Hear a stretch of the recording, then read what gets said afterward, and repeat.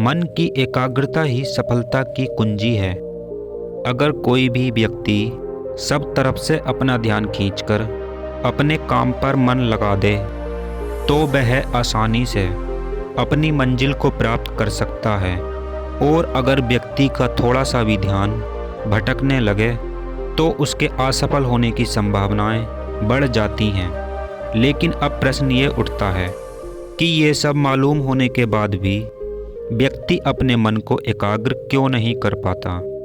मन को एकाग्र न करने की कई सारी वजह हो सकती हैं, जैसे कि परेशान रहना, ज़्यादा सोच विचार करना, एक साथ कई सारे कार्य करना, या व्यक्ति का आत्मसंतुष्ट न होना।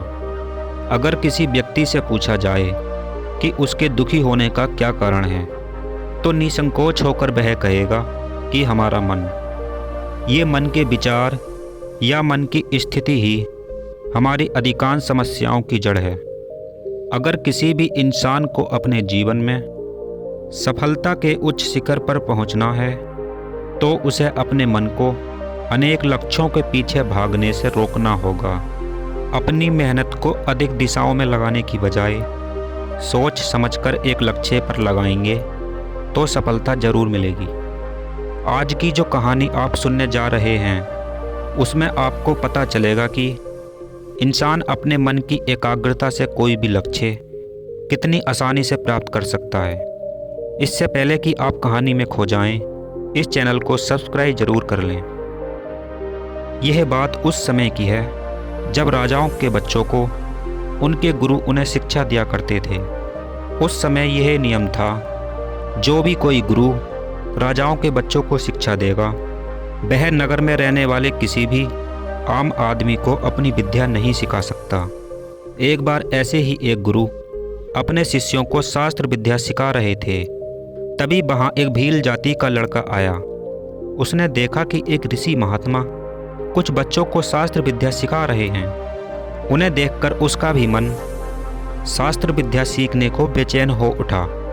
यह उनके पास गया और उनसे बोला, मुझे भी तीर अंदाजी सीखनी है। हे गुरुवर, कृपया आप मुझे भी शास्त्र विद्या सिखाएं।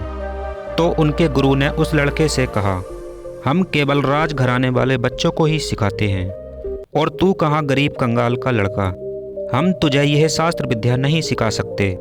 उनकी यह बात सुनकर वह वापस आ गया, लेकिन उसके मन में तीर अंदाजी सीखने की बेचैनी शांत नहीं हो रही थी। वह अपने मन ही मन बोला कि तीर अंदाजी तो मुझे ज़रूर सीखनी है।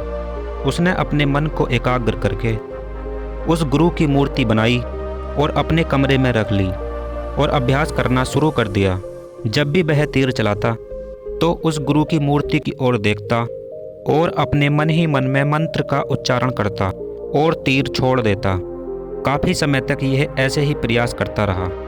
एक बार यह उन गुरु के आश्रम के पास से गुजर रहा था। वह गुरु अपने शिष्यों की परीक्षा ले रहे थे। उन्होंने एक कुत्ते को आगे खड़ा कर रखा था। वह कुत्ता भौंक रहा था। उनके गुरु ने कहा कि इसके मुंह में तीर मारो, इसके चोट भी ना लगे और यह भौंकना भी बंद कर दे। सभी शिष्यों ने बारी बारी से तीर चलाए, लेकिन कोई भी उसका भौंकना बंद नहीं कर सका।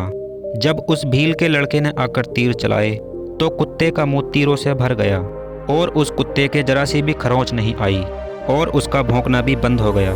सभी लोग उसे देखकर हैरान हो गए कि एक भील का लड़का इतना अच्छा तीर अंदाजी कैसे हो सकता है। उनके गुरु ने उस लड़के को बुलाया और उससे पूछा कि तेरा गुरु कौन है, तूने यह तीर अंदाजी की विद्या किससे सीखी है। वह लड़का बोला कि तुम्हारे से। गुरु ने कहा, लेकिन मैंने तो तुम्हें कभी नहीं सिखाया।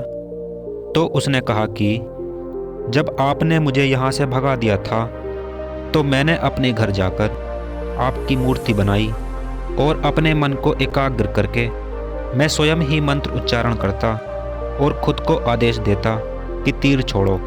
यह सब करके ही मैंने यह शास्त्र विद्या सीखी है। यह सुनकर सब हैरान हो गए। मन को एकाग्र करके ही व्यक्ति किसी भी लक्ष्य को प्राप्त कर सकता है। जब हमारा मन एकाग्र होता है तो हमारे अंदर छिपी हुई शक्तियाँ जागृत हो जाती हैं और हमारे गुण विकसित होने लगते हैं।